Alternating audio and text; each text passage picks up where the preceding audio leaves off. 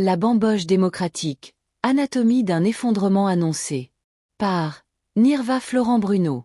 Le général Henri Namphy qualifiait cette tendance d'incontrôlable de cette manière. Bamboche démocratique. Avant de nombreux autres, il avait pris conscience de l'ampleur du désastre en cours. Les sanctions infligées aux politiciens et aux personnalités du secteur des affaires, en raison de leurs liens directs ou indirects avec des gangs armés, peuvent s'intégrer dans une stratégie d'action politique ciblée. Si l'on doit agir, il est essentiel d'agir correctement. Il est impossible de laver une moitié d'assiette et de la faire passer pour propre. Les liens entre les acteurs politiques, les élites économiques et les gangs armés mettent en évidence des lacunes institutionnelles profondes, enracinées dans une culture politique défaillante depuis l'établissement de la démocratie. Une démocratie qui a succédé à la dictature, sans architecture institutionnelle, sans transition structurée, sans mécanisme d'apprentissage collectif. Avant l'ouragan dénommé démocratie en Haïti, la population vivait dans la pauvreté. À l'heure actuelle, elle est plongée dans une misère accrue. Haïti est actuellement plongée dans une anarchie généralisée et une insécurité criminelle d'une ampleur inédite, dépassant tout ce que la société avait connu jusqu'à présent. D'un point de vue scientifique, cet effondrement était inévitable. La descente aux enfers d'Haïti a été grandement facilitée par la mouvance politique animée dans les médias. Ce mode opératoire est l'outil de pointe qui a joué un rôle essentiel dans le désarroi de la population. Les journalistes ont pour mission de former et d'informer. La vérité doit toujours être respectée. Mais hélas, dans une société, le micro a un pouvoir énorme, comme en atteste Haïti. La diffamation n'est pas une simple opinion. Elle constitue une atteinte grave à l'honneur et à la réputation, et engage la responsabilité juridique de son auteur. La débandade a commencé en 1986.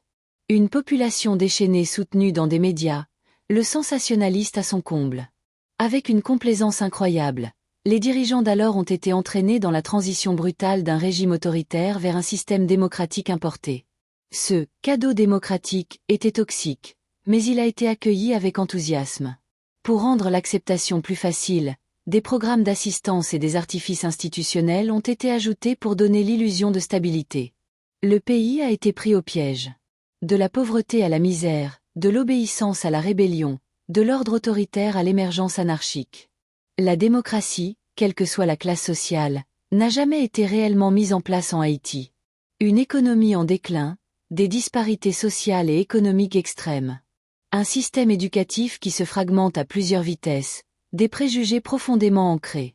Une discrimination territoriale qui classe l'arrière-pays au rang de parents pauvres. Voilà la formule parfaite pour faire exploser n'importe quel État. La population a fait confiance au président Jean-Bertrand Aristide. Il a prononcé un discours qui a renforcé l'impunité. Lui-même a perdu le contrôle de cette vague. En général, les politiciens ont eu l'occasion de côtoyer des gangs au lieu d'être confrontés à eux. Le pays traverse une période difficile, et c'est la politique qui en est à blâmer. Leur soutien à la division et à la manipulation des citoyens a contribué à maintenir l'instabilité politique et économique au détriment de la nation. Les citoyens n'ont pas seulement acquis le droit de s'exprimer, ils se sont arrogés un droit beaucoup plus dangereux, le droit de vie et de mort sur autrui. Le droit d'être jugés par eux-mêmes. Le collier de supplice. Père Lebrun, qui a été consacré évêque plus tard, a marqué un tournant décisif dans l'effondrement de la société. Les politiciens, quelle qu'en soit leur appartenance, sont des héritiers naturellement des services de ces derniers. Depuis l'introduction du système démocratique dans le pays, ce sont les gangs qui assurent des élections dans leur zone. Si l'on ne veut pas se faire ramasser, chaque groupe politique gère son propre petit groupe. La politique haïtienne est anéantie par la corruption, la violence et a encore perdu ce qu'elle était supposée être. La politique est menée dans le but de conserver ou de prendre le pouvoir.